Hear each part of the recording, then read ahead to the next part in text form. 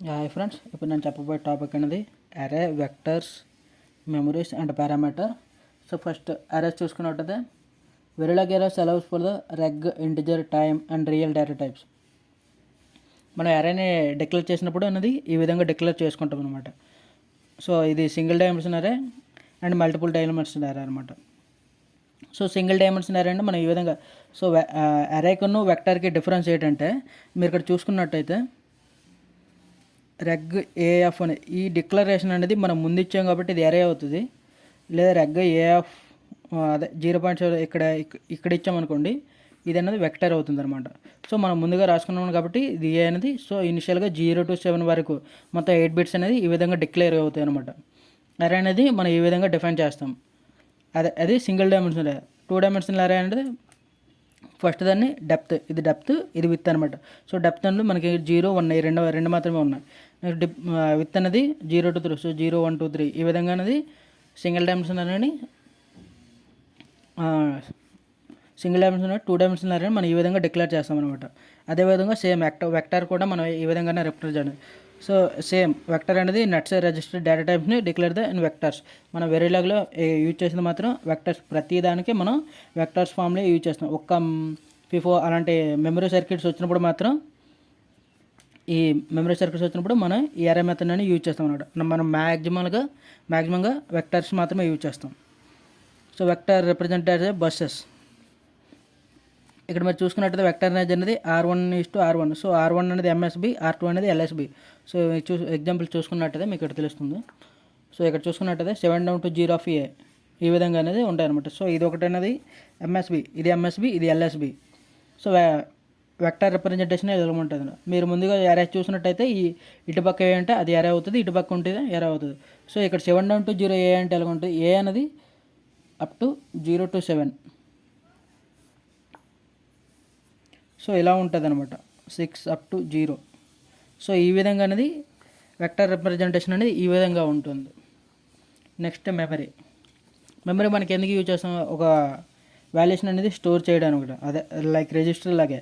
కాకపోతే మెమరీ అనేది sir modelised as the 1 dimensional array of the register. So మీరు ఇక్కడ చూసుకున్నట్టయితే మెమరీ రిజిస్ట్రేషన్ అనేది ఈ విధంగా ఉంటుంది. ఇక్కడ మీరు చూసుకున్నట్టయితే reg 7 down to 0 mem of 0:1000 T4. So 7 down to 0 అనేది విత్ అనమాట. సో దీని విత్ ఎంత ఉంటుంది, ఓన్లీ 7 అంటే 7 to 0 ఈ విధంగా విత్ ఉంటుంది. సో సారీ విత్ అనేది ఇలా ఉండదు, ఇది డెప్త్ అనమాట. సో డెప్త్ 0 to 1024 ఇది డెప్త్. ఈ 8 బిట్స్ అనేవి విత్ అనమాట.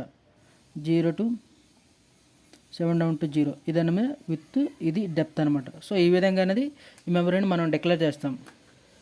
Use to model registers files RAM and Rome. మన చెప్పాగా ఫిఫే కానీ సంథింగ్ ఇంకేమైనా స్టోర్ డేటా వచ్చినప్పుడు మనకి మెమరీ అనేది మనం ఈ విధంగా డిక్లేర్ చేస్తాం అన్నమాట. ర్యామ్ అండ్ రోమ్ డిక్లేర్ చేయడానికి రెగ్ ఆఫ్ 700. ఇక్కడ చూసినట్టు ఇక్కడ మెమ్ అనేది మనం యూజర్ డిఫైన్డ్ మెమరీ. ఇక్కడ మెమ్ అయినా పెట్టుకోవచ్చు, లేదా రెగ్ అయినా పెట్టుకోవచ్చు. రెగ్ కాదు, రెగ్ అనేది డిఫాల్ట్ డేటా టైప్ కాదు. సో రెగ్ కాదు, సో ర్యామ్. సో ఈ విధంగా మనం ర్యామ్, రోమ్ అలాంటి మన యూజర్ డిఫైన్డ్ నేమ్స్ అనేవి మనం ఇక్కడ డిక్లేర్ చేసుకోవచ్చు అనమాట ఏదైనా. నెక్స్ట్ పారామీటర్ అనమాట. సో పారామీటర్ అనేది ఒక కాన్స్టెంట్ అనమాట. Parameter cannot be used as the variable, it is a constant.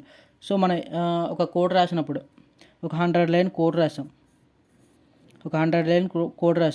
ఆ కోడ్ రాసినప్పుడు ప్రతి దగ్గర మనకు ఒక వాల్యూ అనేది అసైన్ అవుతుంది అనమాట.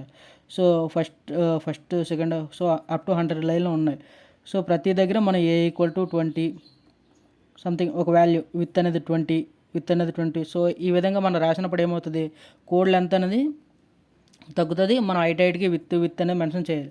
సో డైరెక్ట్ వాల్యూ అనేది అసైన్ చేయాలి. సో వాల్యూని డైరెక్ట్గా అసైన్ చేయకుండా, సో మనం డైరెక్ట్గా పారామీటర్ విత్ ఈక్వల్ టు 8 అని పెట్టామనుకో, మనం ఎక్కడ విత్ అనేసి అప్లై చేసినా దానికి డైరెక్ట్గా 8 అనేది వాల్యూ అలాగే అసైన్ అయి ఉంటుంది అనమాట. సో ఇది ఒక విత్ అనేది జస్ట్ 8 అనేది కాన్స్టెంట్, దీన్ని మళ్ళీ మార్చలేము.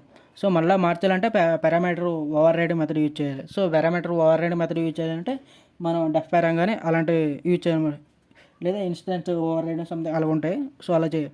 నార్మల్ కీవర్డ్ ఏంటంటే డెఫ్ పారామీటర్ అనేసి ఒక వర్డ్ ఉంటుంది. సో దాన్ని యూజ్ చేసి పారామీటర్ని ఓవర్ రైడ్ చేయమని చూడాలి. సో కీవర్డ్ అనేది పారామీటర్. సో ఈ కీవర్డ్ పారామీటర్ అనేది కీవర్డ్ అనమాట. సో ఈ కీవర్డ్ అని యూజ్ చేసినప్పుడు ఈ విత్ అనేది 8 అనేది కాన్స్టెంట్ అయిపోద్ది అనమాట. సో విత్ ఈక్వల్ టు ఈ నెంబర్ అయిపోద్ది. సో విత్ అంటే అంత మనకి ఇక్కడ 8 అనేది కాన్స్టెంట్ వాల్యూ అయిపోద్ది. సో నేను ఈ విత్ని ఈ కోడ్లో ఎక్కడ రాసినా విత్ ఈక్వల్ టు 8 అనే వస్తుంది. డెప్త్ ఈక్వల్ 256 మాత్రమే వస్తుంది. సో ఈ విధంగా మనం పారామీటర్ని డిక్లేర్ చేస్తాం. అదే ఇప్పుడు ఇది ఎక్కడ రాస్తాం అనుకో పారామీటర్ అనేది ఇన్సైడ్ మాడ్యూల్ మాత్రమే పారామీటర్ని డిక్లేర్ చేస్తాం. అవుట్ సైడ్ ద మాడ్యూల్ను మనం పారామీటర్ని డిక్లేర్ చేయలేమన్నమాట. అదే పారామీటర్ యొక్క మెయిన్ డ్రాబ్యాక్ అన్నమాట. సో ఇక్కడ మీరు చూసుకున్నప్పుడు విత్ 8. సో ఈ విధంగా కీవర్డ్ అనేది పారామీటర్ యూజ్ చేస్తాం. Parameter values carry each instance can be override individually at compilation టైంలో ఓవర్ రైడ్ అవుతుంది అనమాట. మనం ఏదైనా వాల్యూషన్ చేంజ్ అయినప్పుడు ఇప్పుడు మనం దీన్ని ఓవర్ రైడ్ చేసామని అనుకోండి, ఆ విత్ ఈక్వల్ 16 అలా పెట్టామనుకుంటా. సో ఆ కంపైలేషన్ టైంలో ఈ 8 ఉన్నది 16 కింద మారుతుంది అనమాట. సో ఈ విధంగా పారామీటర్ అనేది మనం యూజ్ చేస్తాం.